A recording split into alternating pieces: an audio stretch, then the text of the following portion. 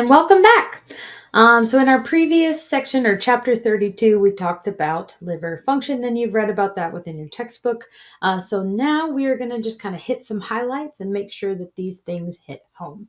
So in this chapter, we're going to review some of these highlights, looking at the liver, loving the liver, brief kind of just anatomy of that, of where things are, and so on and so forth. So first, let's talk about plasma proteins. What are these? Well, the majority of plasma proteins are produced by the liver. Some are made by your immune system, and there's like 200 of those. So we've learned that plasma protein concentrations are going to change. And when they change, certain diseases and conditions are indications of that change.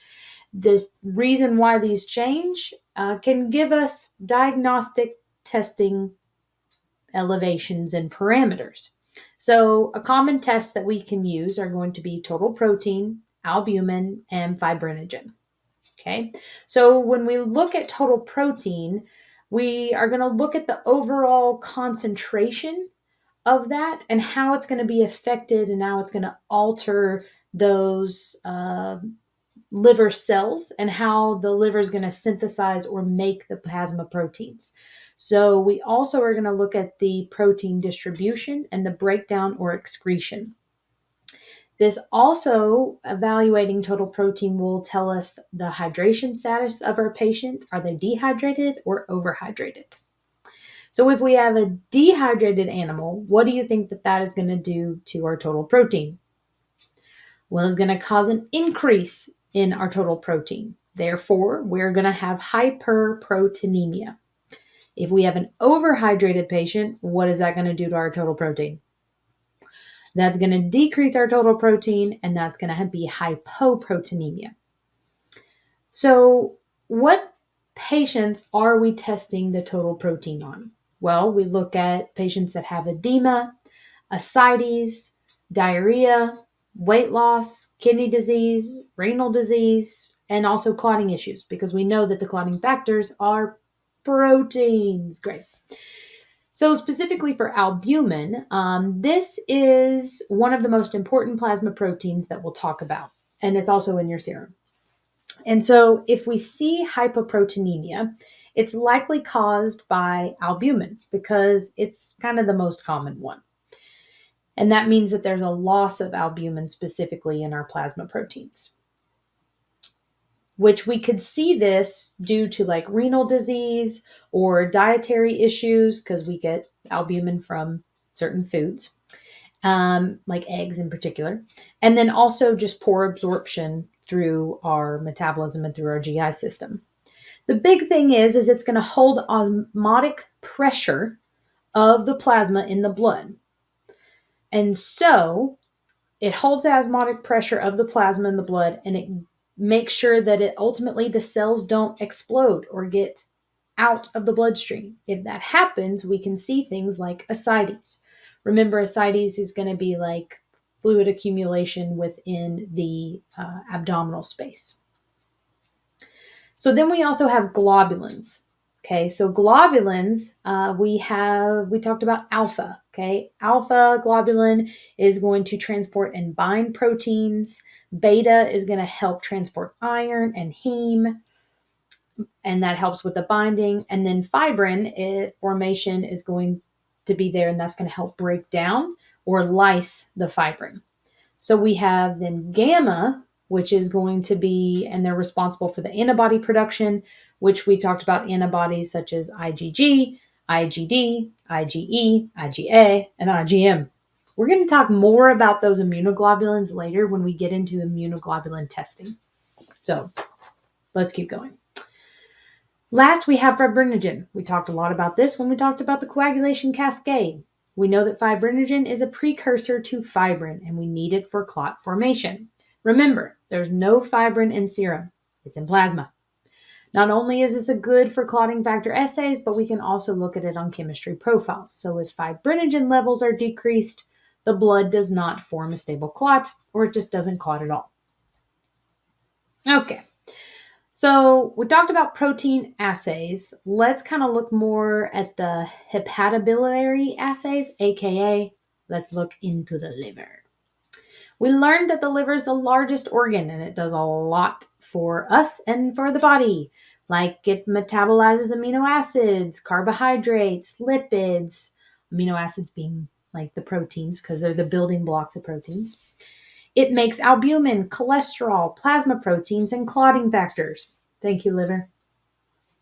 It aids in digestion and absorption of the nutrients, therefore leading to metabolism, and it secretes bilirubin as well as bile. Now, we can also see some deficiencies here, and so liver deficiencies can also be indications of maybe some other things that are going on. Also, our liver can help process and break down certain drugs, okay? And when I talked about deficiencies, let me just reiterate that. We can see other organ dysfunction, and our liver can cue that for us, okay, because of the types of enzymes that it does. We can also look at the liver that it detoxifies, so it kind of flushes any sort of toxins like alcohol, mostly for humans, but it can be for dogs, okay? It also breaks down certain drugs. So we know through pharmacology that certain drugs are going to be metabolized through the liver. Reminder, where does bile come from? Well, it comes from the gallbladder, okay? So bile is produced by the liver, but the gallbladder is going to store it. So where does bile come from? The liver. Where is it stored? The gallbladder. Now remember, like the gallbladder is like the fanny pack to the liver. That's all it does. It just holds the bile and waits until the body needs it. Okay? It's the fanny pack. So if a patient has liver or gallbladder issues, we may see the patient maybe jaundice or icteric. Maybe their sclera is going to look yellow. The gums are going to look yellow. The inner ear, the pinna may look yellow. We can also see hypoalbuminemia. So that'd be low albumin. Clotting issues. We can also see hypoglycemia. Some other things taking place.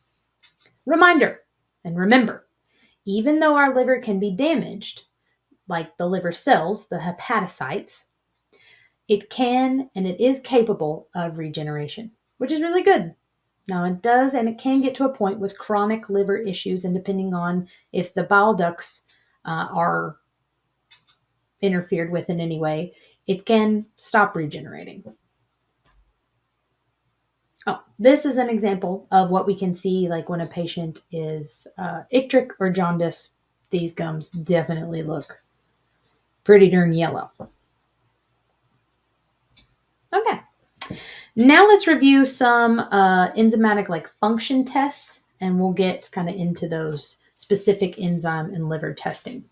So we can look at bilirubin and bile acids as the main tests that's going to test like the enzymatic function of that. Okay. We can look at less sensitive tests that are going to be like albumin and cholesterol. So let's look through these. So bilirubin is going to be great for testing to determine like the cause of the jaundice, the cause of that patient that was having those yellow gums.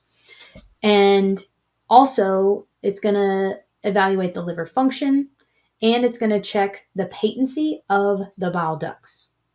Okay, so that's great for our bilirubin testing.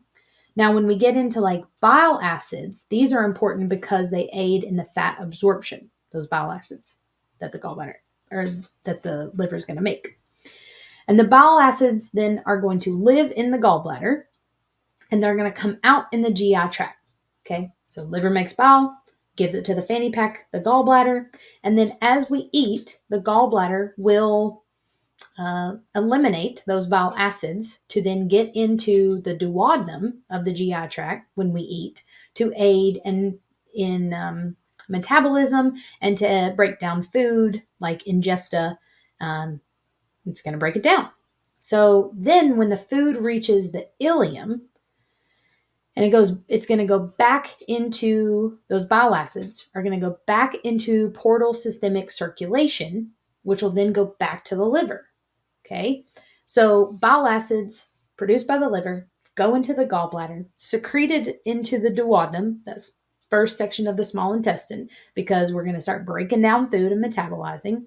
They're then going to get to the ileum, and the food and the breakdown takes what it wants, but then the rest will then go back into the liver. So like 90 to 95% of bile acids go back to the liver, and then the remaining are going to be excreted into the feces. Okay, so the intestines, the food takes what it wants, keeps what it doesn't.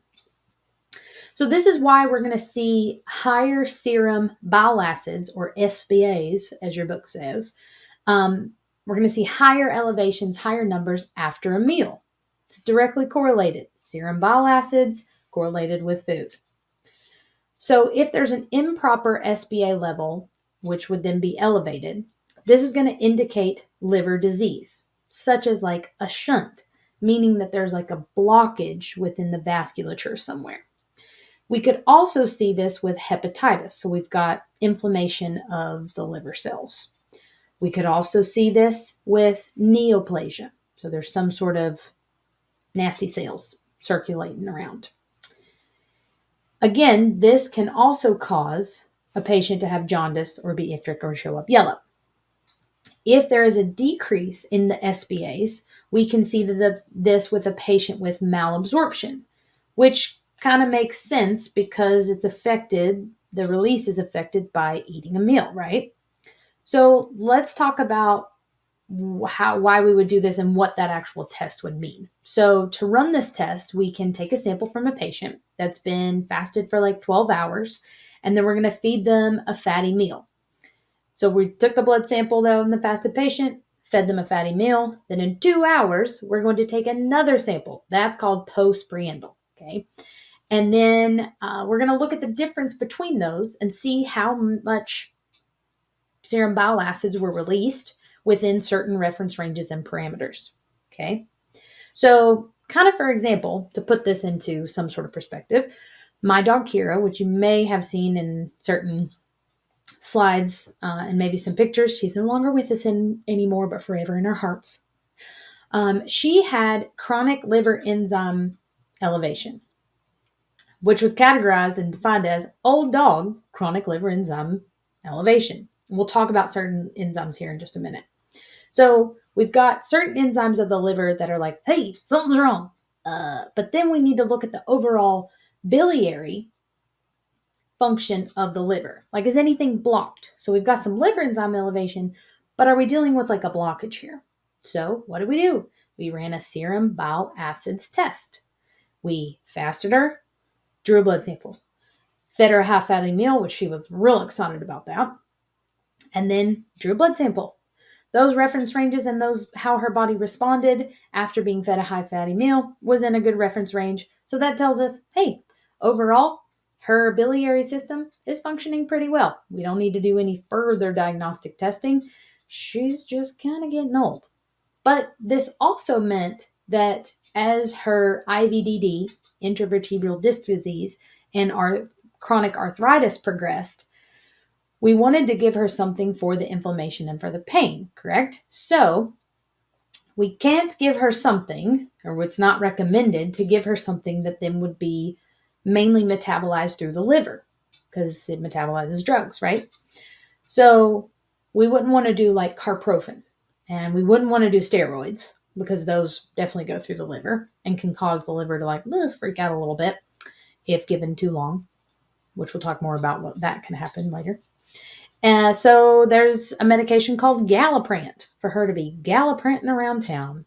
And it worked great because it's mainly processed through the kidneys, and she didn't have any kidney issues, so that worked out well. So there's just an example of kind of some liver situation. Okay, now we're going to talk about cholesterol for a moment. Cholesterol is a plasma lipoprotein, therefore it is a plasma fat protein. And we get cholesterol from our liver and through the things that we eat, because we know that some foods are higher and some are not in cholesterol. So we get some and we make some thanks to the liver. There are several reasons why we may see an increase in cholesterol. This may be because of cholestasis, which is the slow or delay of the flow of bile in our liver. We can also see it with diabetes mellitus. We can see this with hepatic lipidosis. And we can see it with maybe something like this guy, hypothyroidism. Okay, so if we look at this picture, we can actually see that this dog has some physiological and clinical signs and symptoms of maybe some hypothyroidism. So let's figure out why that relates. So thinking about testing cholesterol for hypothyroidism, well, the thyroid hormone is going to control the breakdown of cholesterol. So therefore, those are pretty much correlated.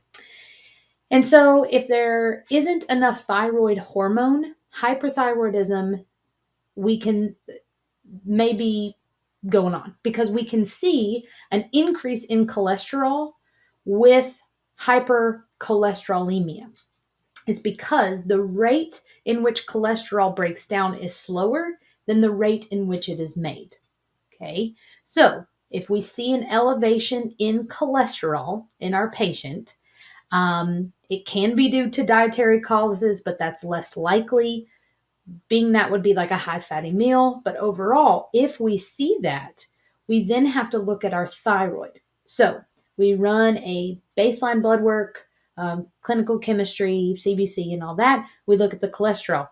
If we have elevated cholesterol levels, we then need to do a T4, T3, free T4. We need to test the thyroid. We'll talk more about thyroid testing later, but you need to know that these are correlated. Okay, and so if we see elevation in cholesterol, we then run a T4. We look at the thyroid hormone because that's going to release that cholesterol. Is that elevated? Along with history and clinical signs. Like we can see that we have weight gain, otherwise from hyperthyroidism, that would be like in a cat, where we would see weight loss. This is weight gain. We could also see some alopecia and just poor upkeep. We'll talk more about that later, but know that these are directly correlated. Okay. Let's switch gears to liver enzyme testing. So this is when the liver is damaged, when we see damage within the liver. So where do these enzymes come from? When the liver cells get damaged, enzymes will pretty much leak. If you were to squeeze this thing out, not that I can, they would then leak into the bloodstream. So when these enzymes leak, we can see these at higher levels. So what are these enzymes? Well, we have ALT, AST, we have ID, and GLDH. Now remember the ID, we're mostly going to see that in like swine, goats, horses, cattle, sheep. And then the GDLH, we're going to see that in cattle and sheep, but also birds. Okay, your VTNE loves to ask the ID and the GLDH question, so keep that in mind. Okay, let's talk about and start with ALT. All right, so with ALT, just some reminders here. We are not going to see ALT with horses and ruminants, as well as pigs and birds, because they really just don't have enough circulating in their system for it to be diagnostic testing and to tell us, is there a problem, is there not a problem?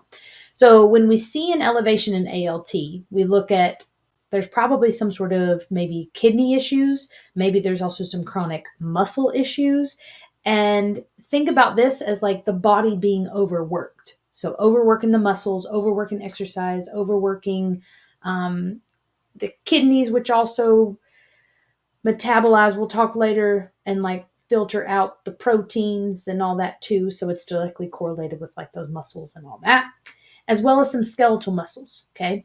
As well as we can see an elevation in our ALT with overuse of steroids and anticonvulsants. Okay. Remember, liver cells can regenerate, so we can see damage, but the ALT levels can return to normal within a few weeks as long as there's not any chronic damage. Okay, so we're regenerating. That's good. We want that. Now, if we look at like AST, we can see an increase in AST possibly due from some sort of tissue damage of red blood cells, our cardiac muscles, skeletal muscles. If there's any issues with like the kidney and the pancreas, we can see that as well.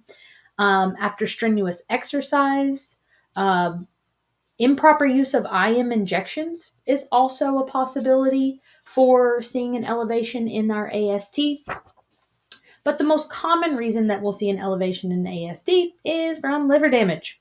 Also, if there's any like muscle inflammation and hemolysis taking place, but really we're looking at that liver damage.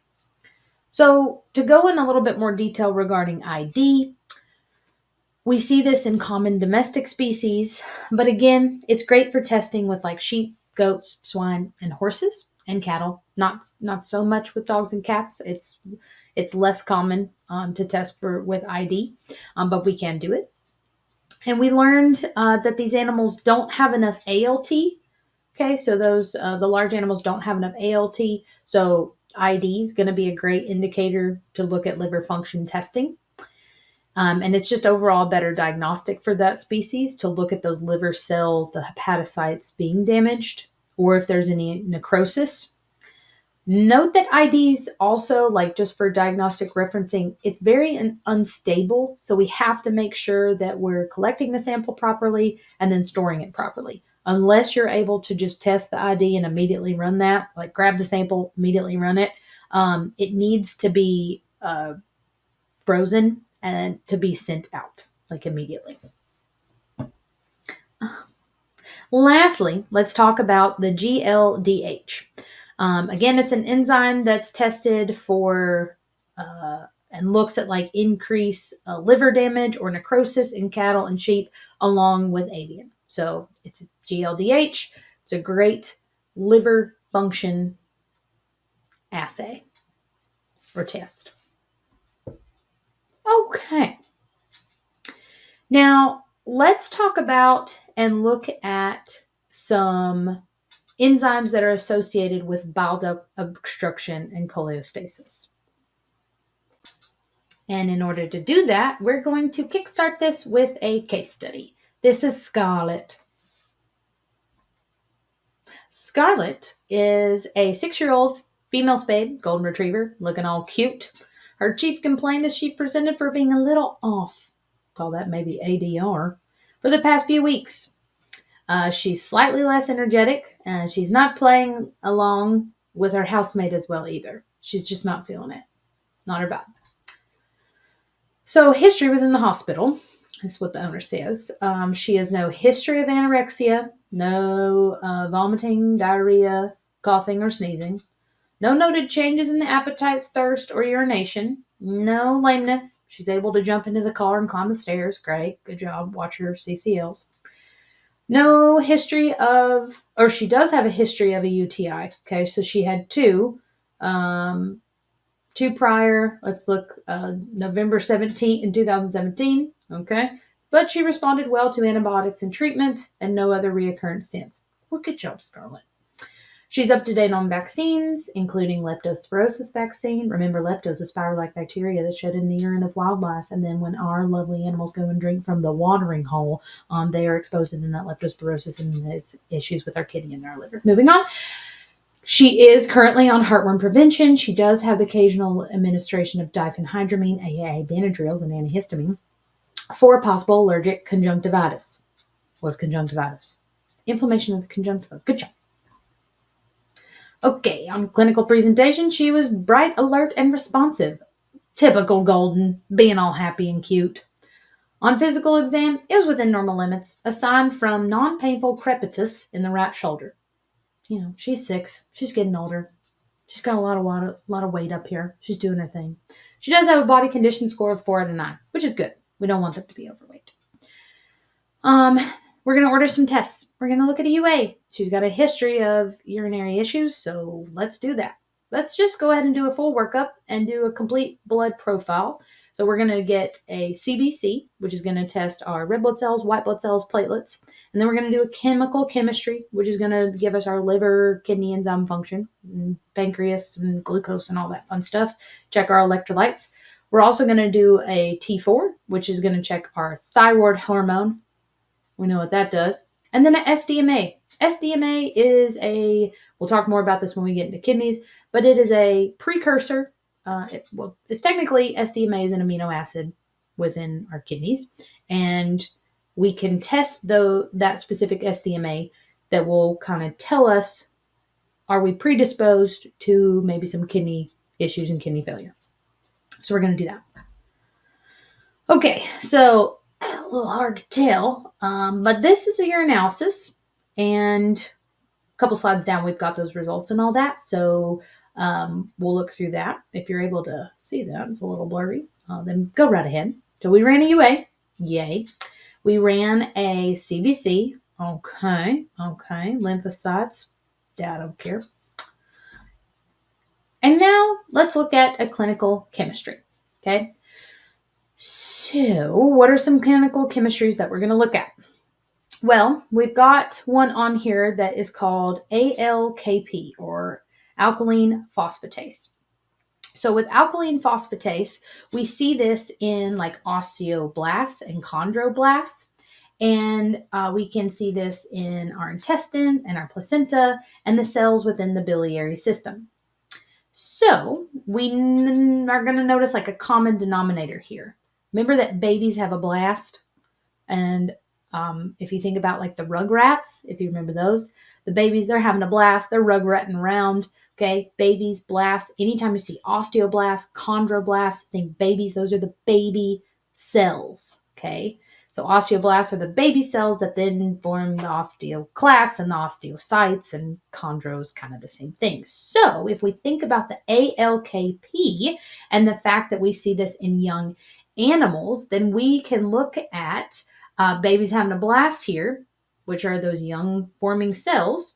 So young animals will have ALKP coming from the osteoblasts and osteoclasts, and we're going to see an elevation in these enzymes. Okay, we may see elevation in the ALKP, but we got to look at the age, because if they're younger, then it's like, okay, the body's just doing their job. They're just doing, their cells are doing what they're supposed to. We're not going to be super alarmed about it. In older patients, the ALKP is mostly found in the liver, as the bones have already stabilized. They've already developed, so we shouldn't be worried about that.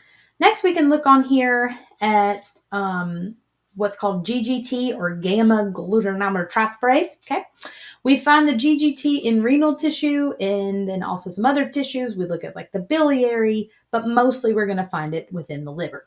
So note that cattle, sheep, goats, birds, their GGT is always going to be higher in higher amounts than say dogs or cats. And in patients, dogs, cats with elevated GGT, it's possibly due to some sort of liver disease. It's commonly associated with obstructive liver disease.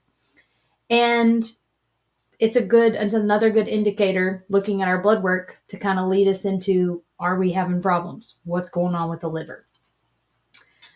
The last thing with the liver is we talked about how the liver can modulate glucose. Okay, so the liver can make the glucose go up, make the glucose go down. It kind of has this interesting control over it. And that's because of the relationship with glucagon. And if you remember, the liver is going to store glycogen, okay? Or not glucagon, sorry, glycogen. It's going to store glycogen, which is a stored form of glucose, okay? So when we intake glucose and we don't need all of it necessarily, we want to kind of store it. Where do we store it? We store it in the liver, and it's in the form of glycogen. Okay. So what's great is that the liver will give us these bursts of energy and can give us bursts of glucose, but it's in the form of glycogen. This is why, if you think about keto, why that kind of worked for people. And this is also why intermittent fasting works, because your liver is hopefully going to store some sugar, glycogen, for you to then use, and so on and so forth. I digress. Back to Scarlet. So we will talk about SDMA and other values as we progress. We did run the T4, that thyroid hormone panel, and let's break all this down. So our test results, when we looked at the UA, we collected it via cystocentesis. That's important to know. We saw that the urine-specific gravity was 1026. The pH is 7. There was sediment where we had a few red blood cells. We also had a few epithelial cells. But overall, the UA results were pretty unremarkable. Let's see, our CBC was largely normal, aside from a little bit of lymphopenia. So we had low lymphocytes, but I'm not worried about it. Nobody cares. It's not significant. The T4 was borderline with low normal total T4 and a free T4. Okay, so those thyroid hormones. We'll talk about that later, but it was on the borderline. And then we did a resting cortisol level. That looked normal. More on that later. The SDMA is that precursor for that kidney disease. It was 17. It was actually kind of high. And the reference range is like 0 to 14. So we're like, what's going on there? The cholesterol was 473. So that's high. It's moderate increase because the reference range is 131 to 145. Okay, so we saw that it was elevated. Good thing we did a T4. The BUN was like a high normal. The creatinine was like a high normal, but those were both on the upper reference ranges. And when we have a high SDMA, we've got kind of a high BUN creatinine, which those are kidney enzymes specific. We're like, what's going on with the kidneys? It's kind of weird. What's going on here? So what does this information tell us about poor little Scarlett? Well, the assessment from the doctor read as, we have slight energy reduction and slight increase in cholesterol. That could possibly mean and differential diagnose of possible hypothyroidism, because we know with the cholesterol and the thyroid how those correlate. But she also has like stable weight, unchanged coat. So she doesn't have like kind of any of those things like the picture we saw before when we were talking about cholesterol. So maybe we'll just start her on a therapeutic trail of thyroxine, which will be a thyroid supplement, okay, a thyroid medication. And we're going to start her on glucosamine and chondroitin. So that's going to help with her joints and that crepitus that she had in the right shoulder. Now, the SDMA is going to increase when we see about 40% of kidney function decrease and occurring earlier than creatinine. We'll talk more about kidneys, but it's a precursor. It's going to tell us, hey, is this our creatinine? Is our kidneys acting weird? And it's actually going to tell us sooner than it would be if we just ran a BUN and creatinine. Her high SDMA and a high normal creatinine and BUN are going to likely tell us that maybe we've got some sort of early renal disease, but we need to do more testing and kind of see how things go. She does have a urine-specific gravity at 126, not 206, drama. But she's not isosthenuric, and it's consistent with weight, with loss of concentration and ability. So it's like, it's there, we're going to note it, but we're not going to panic. So we want to recheck. She rechecked in exactly 18 days, and we've got improved energy levels, and no other changes were noted. So we repeated the blood work. The UA didn't change. Okay. The CBC was normal. The SDMA had a little bit of decrease. Remember, the range is 0 to 14, so we're now at 0 to 15. Okay, cool. That's the better direction. The BUN was at 28 now, so that's within normal limits. Creatinine was still high, though, but it's like not as high as before, but still on the higher side. And then our cholesterol was still high as well, okay? But we did go down from what it was last time. So the owner's decided to perform additional tests where we can look at a urine culture and susceptibility. We can also do an abdominal ultrasound. And we're going to do infectious disease testing and try to identify the underlying cause of maybe this kidney disease. Like, is there something weird going on in there? We looked at a blood pressure that was normal because kidneys and blood pressure and all that's directly correlated. So let's do full diagnostics here. Let's get some values and get some vital signs. The culture and sensitivity was negative. We did check for lepto just to rule it out, because if we have like some kidney things, we want to make sure, even though she's vaccinated, that was negative. The ultrasound findings were substantial renal abnormalities with some asymmetry. So we took a look on the inside and did an ultrasound, and her left kidney was somewhat rounded and mildly irregular. The left renal pelvis was slightly distorted. There was mild to minimal dilation, and overall, the doctor associated this consistent with pyelonephritis, but no evidence of renal fibrosis. The right kidney was mildly enlarged with normal definition, changes mostly compatible with hypertrophy. So, treatment-wise of what we're going to look at with this is we're going to transition her to a renal diet, okay, which maybe, so that's going to help kind of control some of that, like phosphorus levels, look at the different types of proteins, and so on and so forth. We're going to continue the thyroxazine because she was on it. Her T4, her cholesterol, those correlated, those were abnormal. We're going to continue the thyroxazine because she did well with it. The cholesterol went down as well. And she had more energy. It perked her up. Keep that glucosamine chondroitin. Why not? And then recheck in 6 months to see where these values are. Is the thyroxine beneficial to her? Is that helping her thyroid? Is that helping the cholesterol levels? Have the SDMA levels changed at all?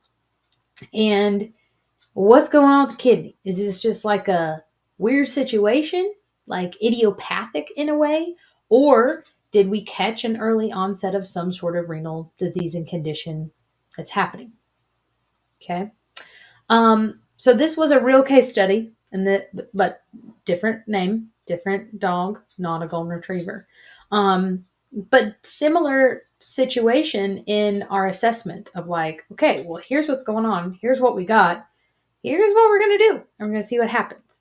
So hopefully this kind of made a little bit of sense to what we may find and what we may see when it's out there. So, and being out there in the real world and all that. So hopefully this was a good refresher. I do think it was more like, I meant for this to be like 30 minutes. It's probably more like 40, my bad. But we added in a case study. So hopefully you read through that chapter, and this just kind of hit the highlights of that. And if you're driving, be careful. If you're drinking coffee in the morning, good morning. If you are going to bed, let this be a lovely liver lullaby. Have a great day. Hope you learned something.